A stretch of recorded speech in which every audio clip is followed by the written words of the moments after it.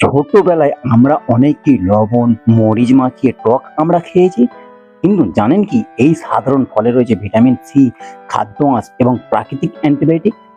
আজ বৈজ্ঞানিক ভিত্তিক তথ্যের আলোকে জানব আমরা শরীরের জন্য কিভাবে উপকারী হতে পারে, কারা খাওয়ার সময় একটু সতর্ক থাকবেন, আর কিভাবে খেলে সবচেয়ে ভালো উপকার পাওয়া যায়। ভিডিওটি শেষ পর্যন্ত দেখুন, কারণ শেষে এমন একটি গুরুত্বপূর্ণ বিষয় জানাবো যা অনেকেই জানানি। চলুন শুরু করা যাক। আমরাই রয়েছে ভিটামিন সি, খাদ্য আঁশ এবং বিভিন্ন ধরনের প্রাকৃতিক অ্যান্টিবায়োটিক।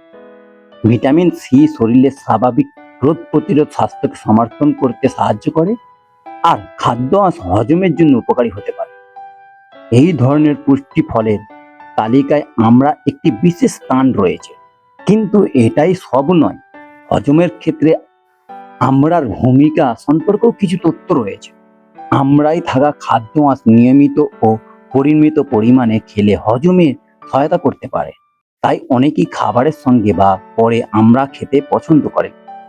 তবে কোনো খাবারই অতিরিক্ত খাওয়া উচিত নয়।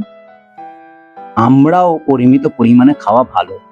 এবার চলুন শীতকালে কেন এই ফলটি এত জনপ্রিয় দেখেন।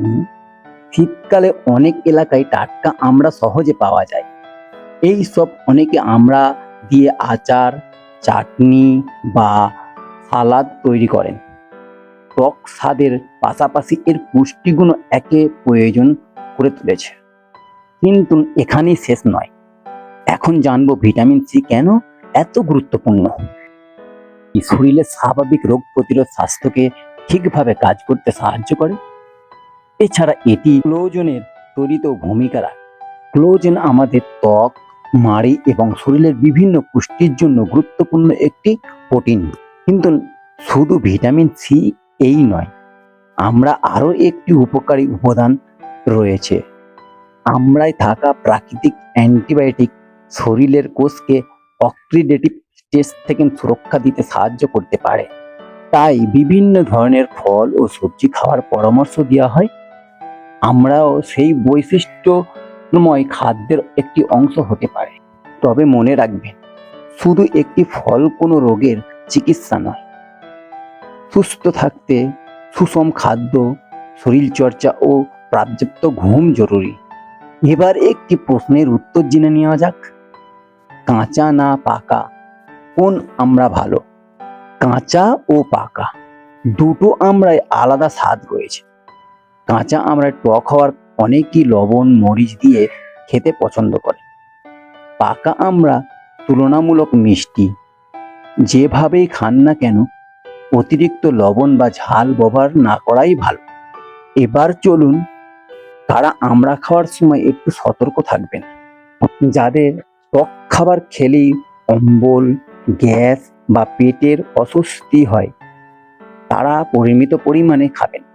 আর যাদের বিশেষ কোনো স্বাস্থ্য সমস্যায় রয়েছে বা চিকিৎসার নির্দিষ্ট পরামর্শে রয়েছেন, তারা অবশ্যই চিকিৎসকের পরামর্শ অনুযায়ী খাবেন।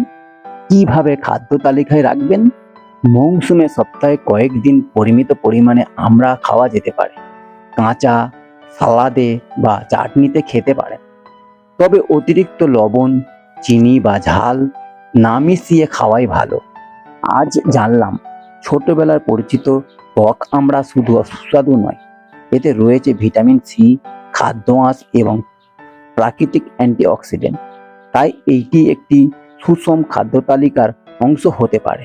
তবে মনে রাখবেন, কোনো একটি খাবার শুধু সুস্বাস্থ্যের নিশ্চয়তা দেয় না।